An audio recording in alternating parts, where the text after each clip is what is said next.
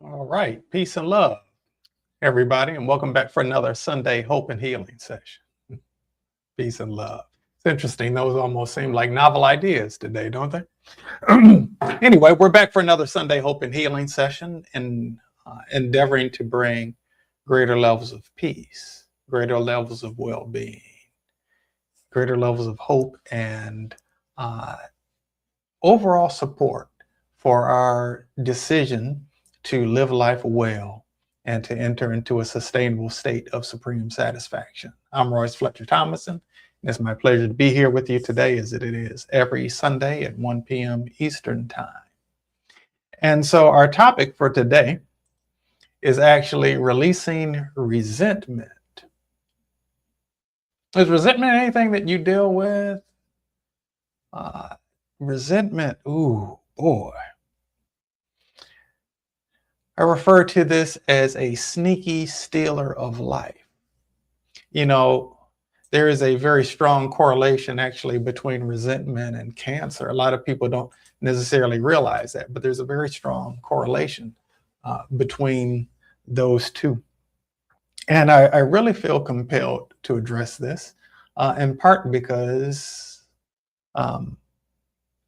it keeps being placed in my awareness of people who are dealing with cancer, as well as having had to address internal resentment of my own, working through that process, recognizing that that was something going on in me and needing to address that within myself. And so I referred to this once again as, let me pull it back up again, as a sneaky stealer of life. Resentment is something that takes place on the inside of you. It could be the case that nobody else is aware of it, but it's something that's being harbored on the inside and actually doing internal damage. And we might not actually behave consciously or actively towards people in a way that suggests that we're resenting them. But those might be some secret things that we have hidden away within ourselves, some private thoughts that we might have regarding people or circumstances, some private thoughts that we have that we might not necessarily feel comfortable sharing with other people. Right? But it nonetheless has a way of causing some problems inside of us, not only emotionally, but perhaps even more significantly, manifesting in states of dis-ease in the body temple. Okay. All right. And so what resentment really is it's a way that we hold on to issues that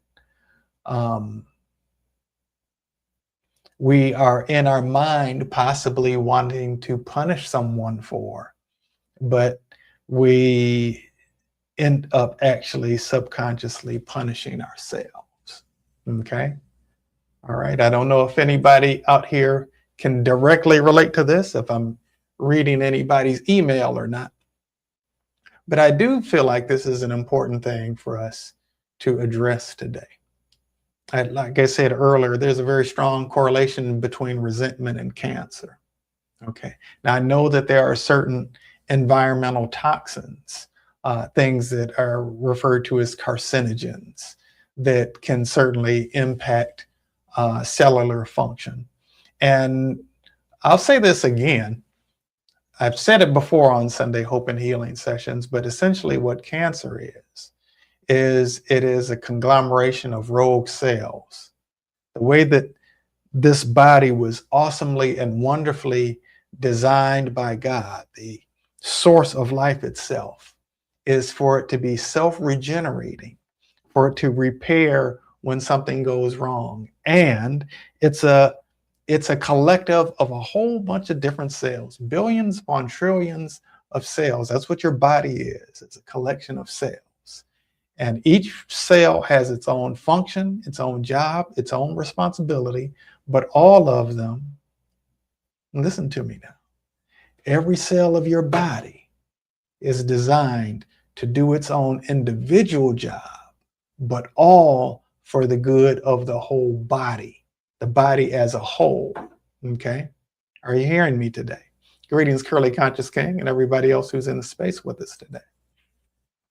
Every cell of your body is divinely designed to support the good of the whole. You can think of all members of creation, I'm just going to keep it to human beings right now. You can think of all human beings as individual cells that are divinely designed to support the greater good of the whole body, the body of humanity. And what happens is that some cells, kind of like cancer in the body, ends up going rogue. And instead of choosing to support the greater good of the body, it actually does things that it, in its misguided thinking, will serve itself, giving total disregard to how it impacts the body as a whole. And not only does it do that, but it then recruits other cells through its own fear-based tactics, recruits other cells to join in this rogue undertaking to actually cut itself off from that which would actually support the good of the whole, the good of the whole. And it eats away at the fabric of life itself, okay? And that is the case whether we're talking about mega conglomerate corporations that that put things that aren't healthy in the food to keep us addicted to it, or whether it is people who just take advantage of other people because of how it's going to impact them personally without any regard of how it will impact anyone else. Okay, so that in and of itself is a cancerous mindset, it's cancerous thinking, and it's what actually leads to the creation of products in the physical realm that end up becoming carcinogenic. And then we, whether it is a form of internal resistance of our subconscious mind being upset with the system, or whether we are upset with any particular individual, and then we don't necessarily feel like we can be empowered to handle it in a way that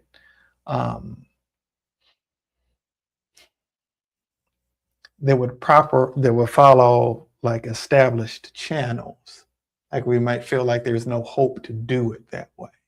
And so we end up having this internal thing going on where we're just resentful. We've resigned ourselves to a degree, a state of powerlessness, but at the same time, using the power of our consciousness in a way that isn't actually productive to us in the long run, because that resentment ends up creating stagnation when the natural, starting to say the natural flow of things, which would have actually been the perfect thing to say. The natural order of things is such that energy is designed to move. Energy is designed to flow. Life is designed to flow, okay? When Yeshua HaMashiach, Jesus the Christ, said, I came that you might have life, and that more abundantly, you know, a big part of what he was talking about is allowing us to have a sense of peace and a sense of well-being, to exist in a state of physical homeostasis, as well as be in a state of spiritual alignment. Because the truth of the matter is that one does impact the other, or one certainly can influence and impact the other. But I'm not going to do too much talking about this today. It's 10 minutes after the hour already. I want to go ahead and get into the healing. I want to get into the healing. And whether you're a person who's dealing with the physical dis-ease of cancer, whether you've experienced a diagnosis or prognosis, or whether you are a person who just recognizes that there's some stuff that you're dealing with inside, or maybe you're not even dealing with inside, but there's some stuff going on inside of you that you want to resolve because you want to dwell in a state of greater peace.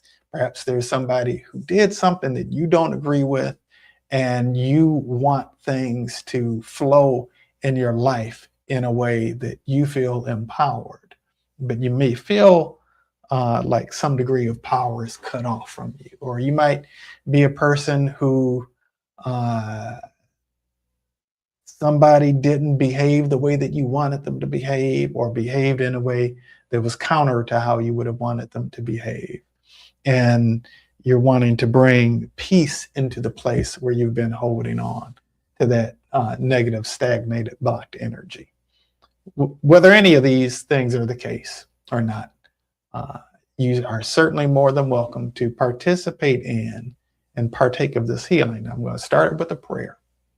And at the designated time, I want you to state your name, or state the name of someone that you care about, who you feel like this would be beneficial to. You can either state it out loud or you can state it silently. But we're going to start with a prayer, and then I'm going to do some things. You won't even be able to tell what it is I'm doing, but I'm going to do some things to help release some energy, to help create some healing. So God, I know you to be a healer. I know you to be a healer. And through the union that we share, through the power of your pure love, I'm calling forth and demonstrating you as a healer on the behalf of everyone who is stating their name, or whose name is being stated right now, either out loud or silently.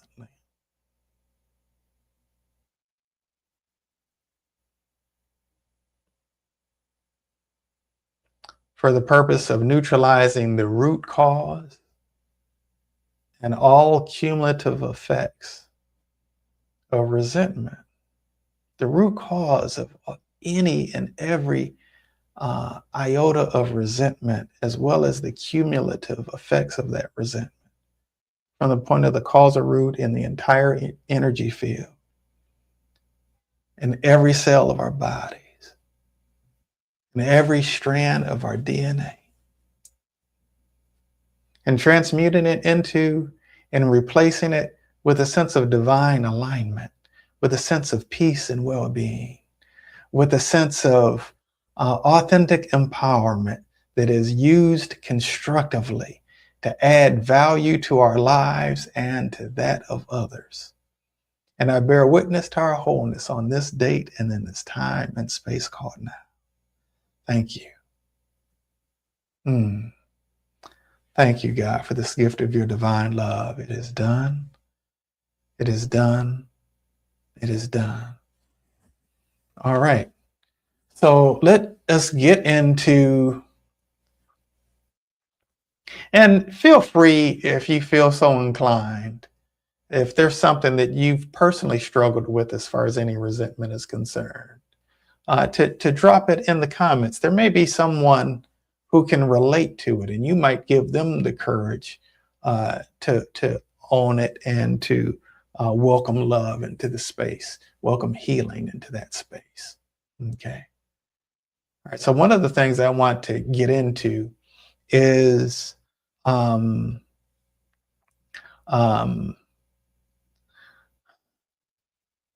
going to say it as a fearful response to challenge those who we perceive have power over us. Okay. Like, we may not feel comfortable or feel like we're in a position to outright act in a way that expresses our displeasure in a socially acceptable way. Or we might not feel like we are able to do anything to change whether we're approaching it in a socially acceptable way or not. Okay. And so to bring into that space the light of the presence of God's power and love. There are places where we feel disempowered, to bring in the power and the presence of God and God's love into that space.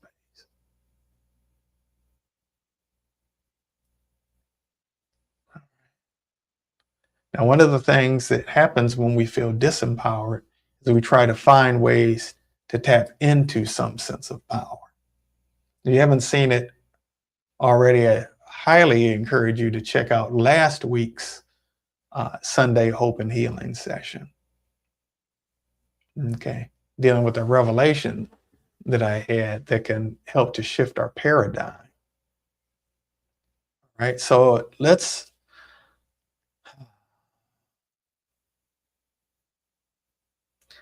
look at our subconscious desire to punish those who we believe need to be punished.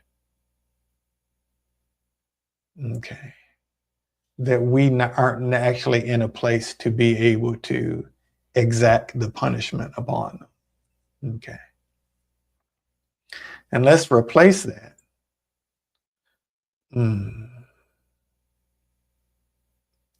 Let's replace that with a trust that it is all being handled in the way that it needs to be handled. That there's nothing that God doesn't know and there's nothing that God doesn't see. You'll be provided for and redeemed. And that God is restoring the years that the locusts have eaten. Okay. When I look at anger internalized, so we want to clear that anger that we've internalized and direct it inwardly. You see, at the core, resentment, holding on to resentment is an evidence of a place where we don't feel like we are completely worthy and deserving of love. Because resentment is unworthy of us. And resentment and love don't align. Okay. It's a scientific law that two different things cannot occupy the same place at the same time. And so where resentment is, it's squeezing out place for love. Where resentment is, it's squeezing out place for joy. Where resentment is, it's squeezing out place for love and for well-being and for wholeness. Okay. All right. So we can either choose to hold on to resentment or we can choose to fully love ourselves. I'll let that breathe for a minute. But before I do, I'm going to say it one more time. We can either choose to hold on to resentment or we can choose to fully love ourselves. Okay. All right. So I want to strengthen us to be able to love ourselves. Why don't we fully love ourselves? Why do we hold back from fully loving ourselves? We hold back from fully loving ourselves because sometimes, one of the reasons is because sometimes those who we believe love us or were supposed to love us didn't necessarily love us in the way that we needed them to. Whether that's caregivers, and frequently the case, those who were the ones taking care of us, raising us, our parents. And even if your parent or parents didn't raise you, oh boy, there can be a whole lot of subconscious messaging that we take in from that. Okay. And then we cause ourselves to believe certain things about ourselves that aren't true. Like we weren't good enough or things like that. It is understandable that we could come to those conclusions. And it's really our inner child that came to those conclusions. And as we've aged through life, that inner child still may need to be and feel resolved. Okay. We can be 62, 72 years old and still experience the wounds of the inner child. So in a lot of cases, it's that inner child that needs to be resolved, the inner child that needs to be restored. There are prisons full of people who have experienced wounding of their inner child and hadn't figured out a healthy way to bring reconciliation, to bring restoration to that wounded inner child. Okay. Right. So I want to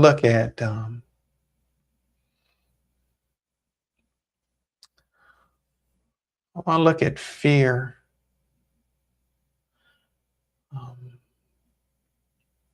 Fear of not being able to. A lot of times people have fear of change, but there can also be a fear of not being able to change. It could be a fear of us not being able to change. It could be a fear of not being able to change a situation. Okay. And so as it relates to the fear of not being able to change the situation, I want to strengthen us to be able to have the serenity to accept the things that we can't change. Okay. To bring serenity in the place where we've held on to resentment or any other issues about things that we have felt powerless to change ourselves, or things that we have tried to control that are actually outside of our control, that can only breed varying degrees of frustration. And sometimes if we get the impression that our controlling behaviors can actually make us feel better and help us to feel safe and at peace, then we end up engaging in that activity even more. So I want to strengthen us to be able to dwell in a state of spiritual and emotional intelligence and spiritual and emotional maturity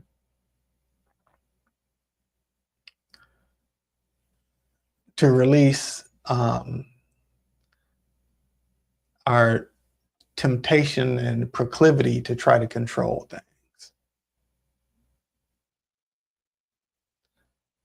and to increase our ability to flow in life, to really flow in life, and to flow through whatever life presents itself with. Okay. I know of a lady who actually ended up having cervical cancer. And she ended up choosing to perceive that cancer, to see what the gift in it was. And she said that she started seeing it as an angel of light. That she started seeing it as an angel of light. Greetings to you, my brother. Yes, whether it's something that we consider to be good, or something that we consider to be bad, to be able to dwell in a state of flow in the midst of it. Okay. To be able to flow with whatever it is that's going on, instead of just resisting it and fighting against it.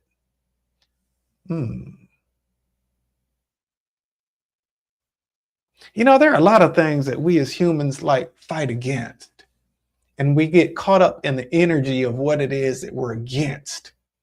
And instead, we do ourselves a lot better to fight for what it is that we're for, rather than fighting against what we're against, fighting for what we're for. Okay. And I'll even put that differently, utilize our energy to support us moving in the direction that we ultimately want to go. Now, yes, there's some things that happen in life that take us in a direction different from where it is that we want to go.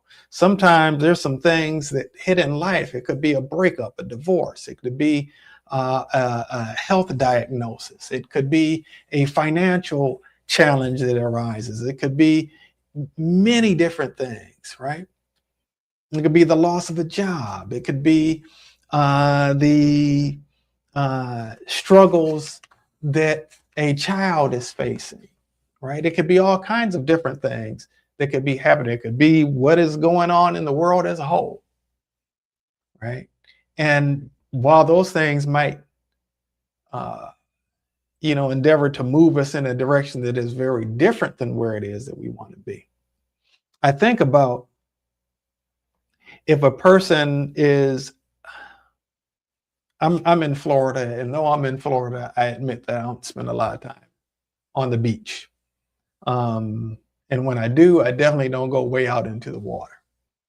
But I do know that there are some people who do like to do that. And I also know that there are situations where there's a current that can hit, that a person can get caught in a certain type of current where no matter how hard they try, they won't be able to make it back to shore. They won't be able to make it back to shore. And so they're actually fighting against the current, trying to make it back to shore, but the current is stronger than their swimming ability. Okay. And so what I've come to learn that the proper thing to do in that situation isn't to fight against the current, it's to swim actually parallel to the shore until you get to a point where that current isn't fighting against you in the same way that it was. Do you hear me? Rather than, and this is something that I saw as a survival technique that I actually saw. There are certain places in the water where the water that's coming back, going back into the ocean, in this case, the ocean, I'm saying the ocean because I live in Florida, going back into the ocean is too strong for a person to be able to swim back against it. Okay. And a lot of people have experienced loss of life trying to swim back against the current. And I forget what it is that they call it. I hadn't planned on using this illustration at the time that I determined what it was that we'd be focusing on for today's Sunday Hope and Healing session. But there is a certain name for this particular area where the current is just too strong and a person would never be able to swim back to shore against that current. And so the appropriate way to actually be able to go forth in an empowered way is, rather than swimming against that current that's too powerful to swim against, to swim parallel to where it is that you're wanting to go. Not necessarily swimming directly to where you want to go, but swimming parallel to where it is that you want to go. And then finding a place where that current isn't so strong fighting against you. And then at that point, to swim towards where it is that you're ultimately wanting to go, in this particular case, the shore.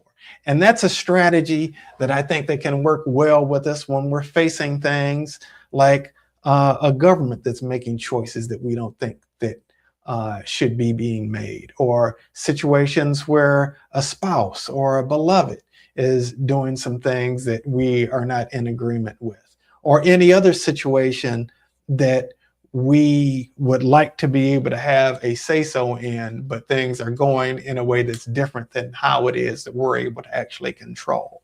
So rather than fighting against the current, to be able to find our groove, to dwell in that flow, even in the midst of things not unfolding in the way that we'd like for them to be able to navigate our way back to where it is that we ultimately want to be. Okay. All right. So I want to strengthen us to be able to,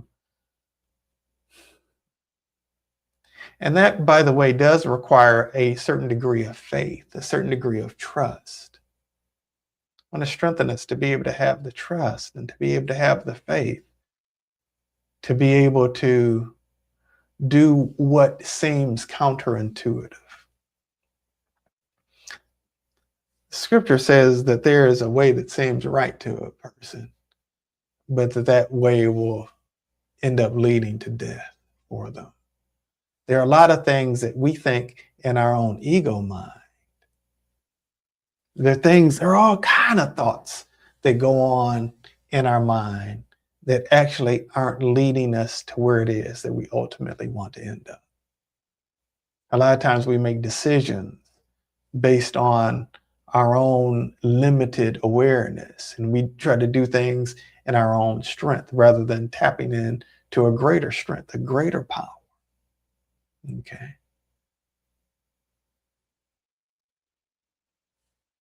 All right. And so I want to strengthen us to be able to want to support us in terms of opening up our hearts and our minds to flow in the power of God towards healing, in a direction of healing and well-being. Okay. See, the cancerous cell has its idea of what power is, but it's very misguided in that. And we can be powerful in what it is that we choose. In choosing love, in choosing healing, in choosing peace, in choosing forgiveness. Now, that's a power. It takes some power to be able to choose forgiveness for the things that would seem unforgivable. Right? We've all had situations and times where people did something, made choices that impacted us in a way that we didn't like. Okay, so I want to strengthen us to be able to give eviction notices to the negative thoughts that are living rent-free in our mind. Okay. Again, two things cannot occupy the same place at the same time. And so all of these negative thoughts that we're harboring, peaceful thoughts can't dwell there at the same time. Okay. Who do you want to give residence to in the mansions of your mind? Right? I want to empower us to be aware that we can actually choose what it is that we focus on. Strengthen us to be able to choose what it is that we focus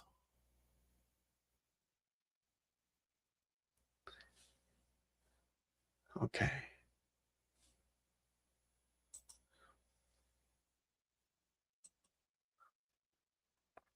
All right, now let's focus on and strengthen us to be able to focus on not just healing, but focus on what's on the other side of the healing. What's on the other side of the healing? Now, on the other side of healing is the peace. What's on the other side of the healing is the wholeness.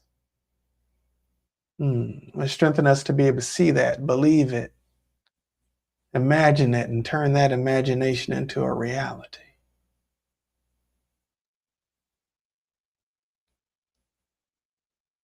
All right. You know, in another way, resentment can also be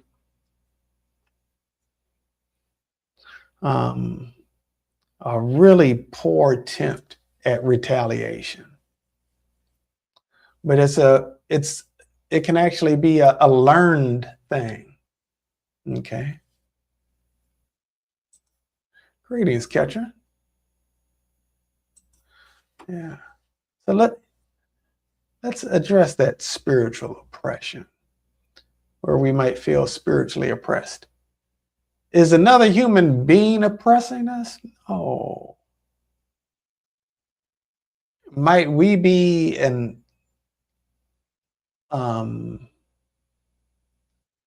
unwittingly participating in our own spiritual oppression? Yes. Let's strengthen us.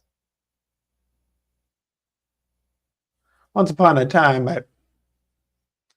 I am a minister, and I would find that when people found out that I was a minister, then they tried to put on their best behavior and tell me how good and how righteous they were.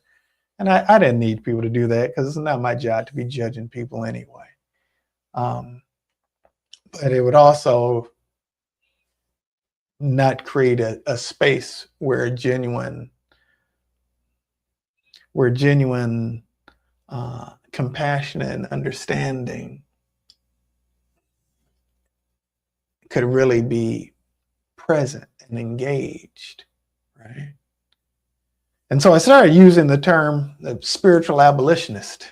This is 20 years ago, 20 something years ago, almost 30 years ago now. Wow, this year marks 30th year that I've been in ministry. Well, I want to look at our subconscious belief that there isn't anything that we can do about our own sense of oppression, whether that is societal oppression, relational oppression, spiritual oppression, or physical oppression. I want to strengthen us all to vibrate with the frequency of freedom, of true, authentic freedom. Some refer to it as liberation. Okay. You know what liberation is also a synonym of? We don't always think of it this way, but in a spiritual sense, you know what liberation is a synonym of? Enlightenment. The master said, you shall know the truth, and the truth shall make you what? Free. Okay. But it helps to come into that awareness of a greater truth. Okay. So I strengthen us to be able to tap into a greater truth, greater than what everybody else is choosing to tap into. It is not in the interest of the world, does not seek to help you become enlightened, because you can't be controlled if you're enlightened. Okay. And so you have to be able to make the decision on your own that that's where it is that you want to be. And there was a point in my own life where I had to really get serious about my desire to know the true truth, the truth beyond what's being put out there, the truth beyond what everybody else is tapping into. And it caused me to be able to ultimately develop this methodology referred to as transcending the matrix. And you know what else it did? It caused me to be honest with me, about what secret thoughts and fears and negative emotions I had going on within me, to be truly authentic, to face the things within me that didn't look so good, and to be able to find peace within my own beingness. That's part of liberation. You know what another synonym is for liberation? Another synonym is for enlightenment, salvation. But we generally think, at least Christians generally think of salvation as something that somebody else does. And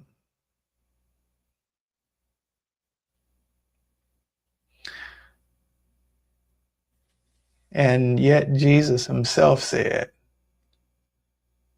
that you've got to work out your own salvation. right? It's a process for us to be able to choose whether we're going to be free or not. So I want to strengthen us in terms of strengthening our resolve to truly be free. To truly be free. Releasing the blame of others who've stood between us and our freedom.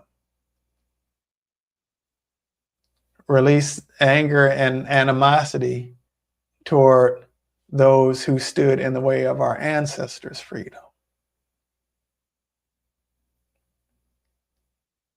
And though their actions and behaviors might not have been right, we don't have to allow them to have power over us by holding on to that negative energy. And so we can release it. Invite the light of God's love and God's peace into the place where we've held on to that stuff. Because two things cannot occupy the same place at the same time. What is it that you want to have on the inside of you? What is it that you want to have occupying your thoughts? I hear you. I had to release to get to my peaceful place. Yes. All right. And so want to look at our subconscious desire to prove ourselves right. There's nothing wrong with being right. The only problem is that when you're insisting on being right when you're not. Okay. There's a difference between being right and actually getting it right. Okay. So let's strengthen our commitment to actually getting it right.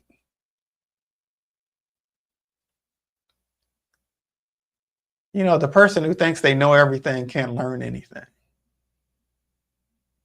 And the person who maintains that they're right relinquishes their opportunity to get it right because they can't correct where it is that they've been wrong. Have you seen anybody like that before?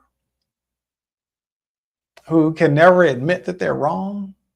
Who would dig their heels in when it's pointed out in obvious ways that they're wrong?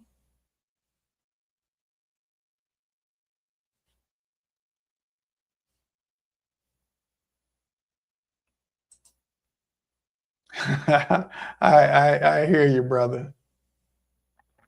Well, it's not how you start, it's how you finish. Okay. And if you're thinking about somebody, if you're thinking about somebody else who can never admit that they're wrong, I want to invite you to just take a peek in the mirror for a moment also and look at what ways in which you might not be open to being shown a better way.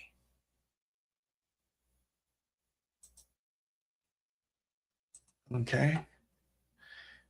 Let's strengthen us to be able to find new ways to be creative.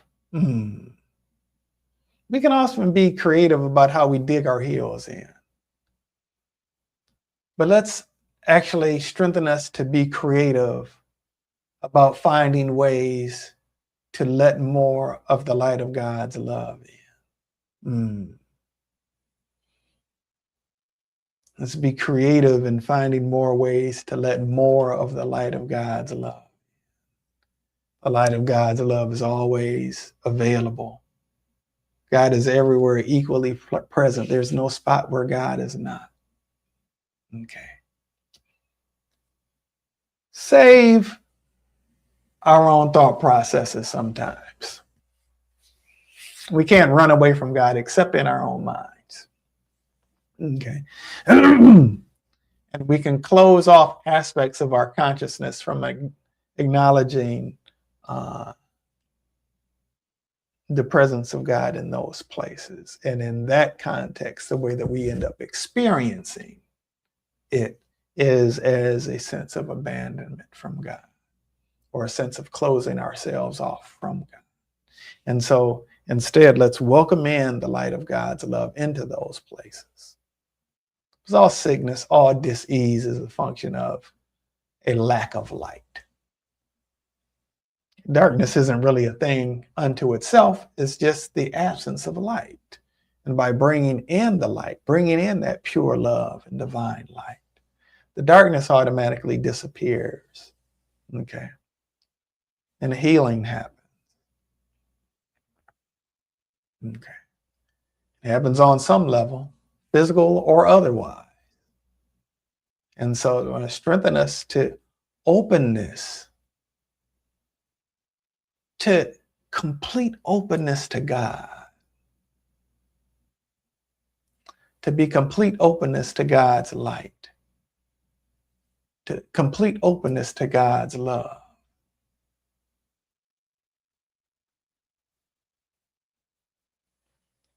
All right. Now, what part of us is resistant to that? The part of the ego, or the part of us that wants to edge God out.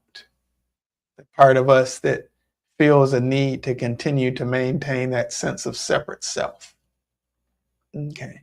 The part of us that is afraid, deeply afraid.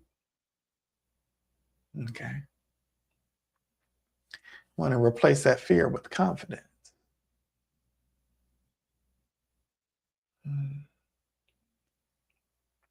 Replace that fear with confidence.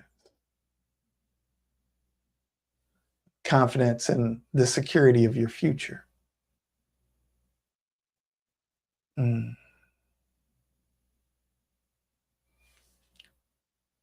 Confidence in God's ability to reach you where you're most needing to be reached. And confidence in yourself to welcome in the light of God's love in the places where you're most needing it. Okay. All right. Okay. And so now let's look at any resentment. And I know I made reference, a short ancestral reference earlier. But let's look at actually resolving, resentment that's been passed down from one generation to another. Okay. And sending that pure love and divine light back 37 generations before us. All through those generations, all through that, all through the bloodline, and not just our biological bloodline, but those who we've considered our teachers, those who have socialized us, those who impacted our thinking process in the ages gone by. We want to include them in this healing also. And also project that healing into the future for future generations. Okay. All right. Now, I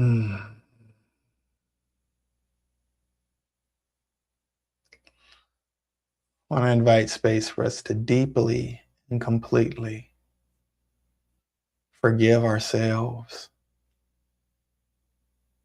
for choices that we made in the past. Deeply and completely forgive ourselves for not forgiving ourselves earlier. deeply and completely forgive ourselves for the time that we allowed to go by without doing what we have the wherewithal to do now, but didn't have the wherewithal to do then. Want to strengthen us to deeply and completely love and accept ourselves exactly as we are, even as we continue to endeavor to be the best version of ourselves that we can possibly be.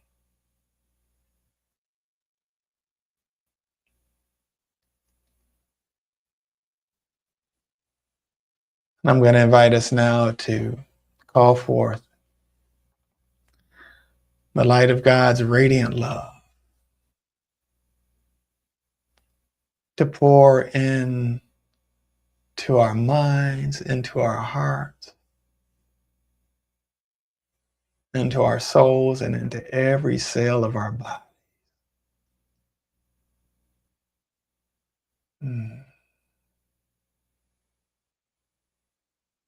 Allowing ourselves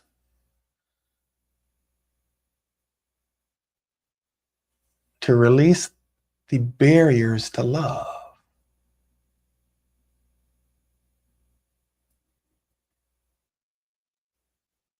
Doesn't mean that we let everybody into the most intimate areas of our lives. Not everybody will handle that responsibly. But God most certainly knows how to and does.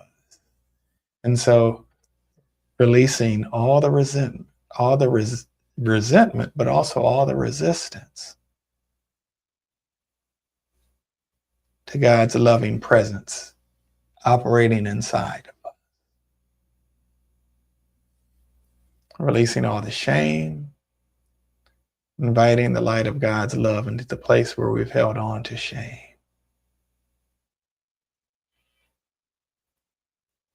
And whatever activities or inactivity has led to those feelings and experiences of shame.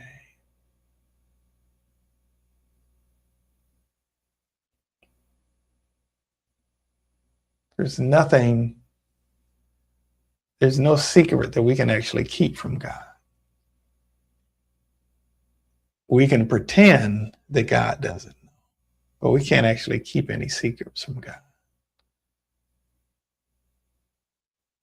And it's God's good pleasure for us to fully welcome in that pure love and divine light, unconditional love that isn't based on us meeting any particular mark and isn't limited by us failing to do so.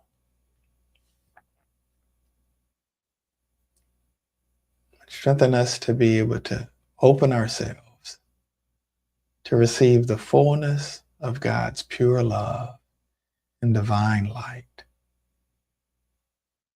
in a way that can truly transform our lives from the inside out.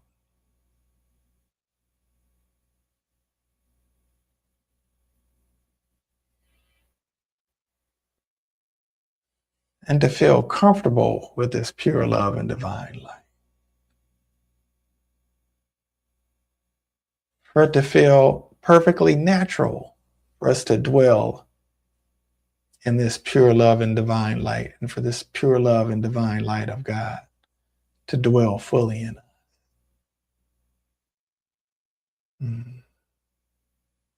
God, thank you so much for the healing that you've allowed to go forth today. Thank you for taking the